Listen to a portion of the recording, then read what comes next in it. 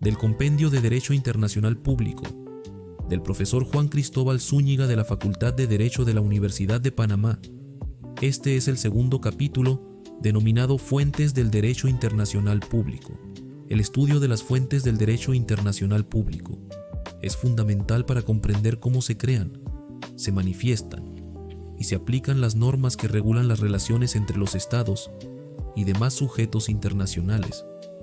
Cuando se habla de fuentes, no se hace referencia a las causas profundas que originan el derecho, sino a los mecanismos formales a través de los cuales éste se expresa y puede ser invocado en una situación concreta.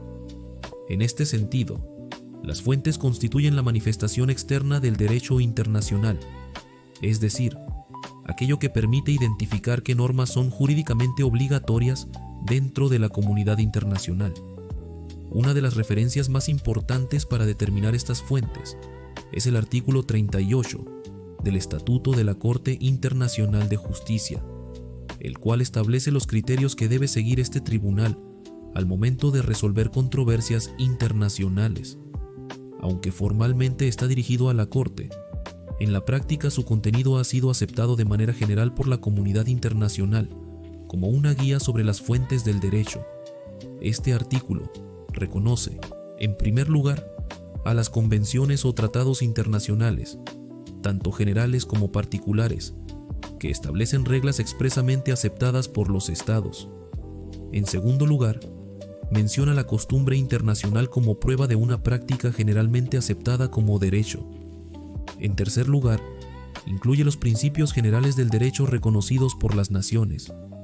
Finalmente, señala como medios auxiliares a las decisiones judiciales y a la doctrina de los juristas más calificados, los cuales ayudan a determinar el contenido de las normas, aunque no las crean directamente.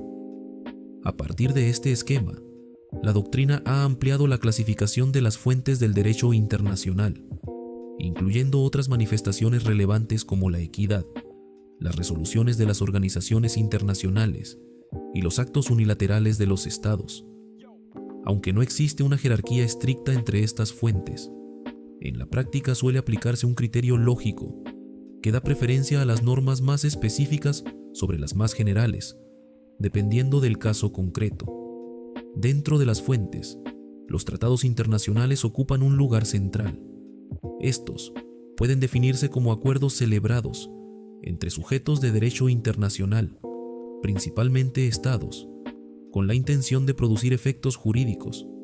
La Convención de Viena sobre el derecho de los tratados de 1969 ofrece una definición precisa, señalando que se trata de acuerdos escritos regidos por el derecho internacional, independientemente de su denominación particular.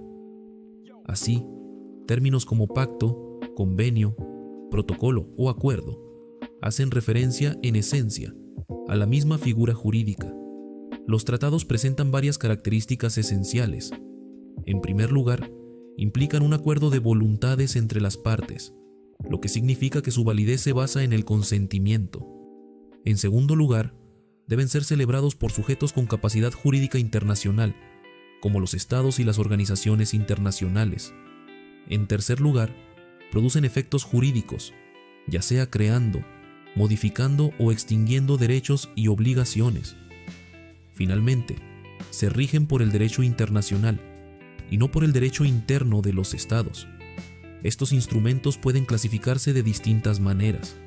Por ejemplo, según el número de partes, pueden ser bilaterales o multilaterales. También pueden ser abiertos, si permiten la adhesión de otros estados, o cerrados, si solo vinculan a los participantes originales. Asimismo, pueden distinguirse según su materia, como tratados económicos, políticos o culturales, o según sus efectos, diferenciando entre tratados ley, que establecen normas generales, y tratados contrato, que regulan relaciones específicas entre las partes. La Convención de Viena de 1969 representa un pilar fundamental en la regulación de los tratados. En ella se consagran principios clave como el de pacta sunt servanda, según el cual todo tratado en vigor obliga a las partes y debe cumplirse de buena fe. también establece que un Estado no puede invocar su derecho interno como justificación para incumplir un tratado. Además, regula aspectos esenciales como la formación, la entrada en vigor, la interpretación y las posibles causas de nulidad o terminación de los tratados. Entre las causas de nulidad se encuentran situaciones como el error, el dolo, la corrupción del representante de un Estado, la coacción o la violación de normas imperativas del derecho internacional, conocidas como normas de jus cogens. Estas últimas son especialmente importantes, ya que no admiten acuerdo en contrario y reflejan valores fundamentales de la comunidad internacional. Otra fuente fundamental del derecho internacional es la costumbre internacional, considerada históricamente como la más antigua. Esta se forma a partir de la repetición constante de ciertas prácticas por parte de los Estados, acompañada de la convicción de que dichas prácticas son jurídicamente obligatorias. Esta convicción se conoce como opinio juris y constituye un elemento esencial para distinguir una simple costumbre social de una norma jurídica internacional. La costumbre internacional cumple una función importante al llenar vacíos en aquellos ámbitos donde no existen tratados, aunque en la actualidad ha perdido terreno frente al desarrollo del derecho convencional, sigue siendo relevante en muchas áreas. Puede clasificarse como universal, cuando es aceptada por la mayoría de los estados, o como regional o particular, cuando solo se aplica a un grupo específico de países. Incluso, puede surgir entre dos estados, siempre que exista una práctica constante y aceptada como obligatoria. Los principios generales del derecho constituyen otra fuente relevante. Se trata de normas básicas que son reconocidas por la mayoría de los sistemas jurídicos y que se aplican en el ámbito internacional para complementar otras fuentes. Entre estos principios se encuentran la buena fe, el cumplimiento de los pactos, la prohibición de actuar como juez en causa propia y la obligación de reparar los daños causados injustamente.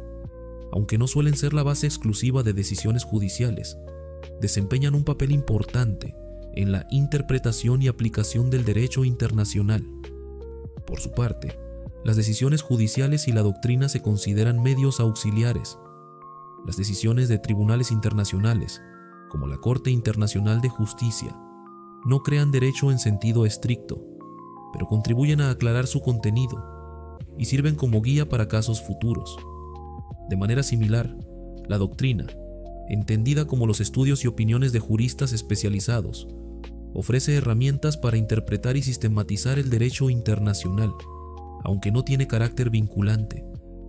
Las resoluciones de las organizaciones internacionales también pueden constituir una fuente importante.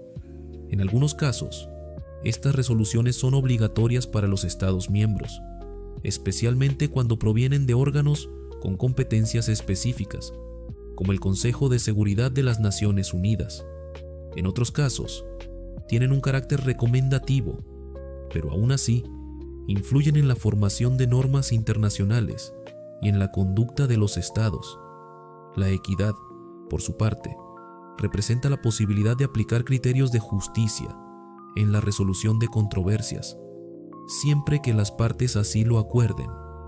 Este mecanismo permite adaptar la solución jurídica a las circunstancias particulares de cada caso, aunque su uso es limitado y depende del consentimiento de los estados involucrados.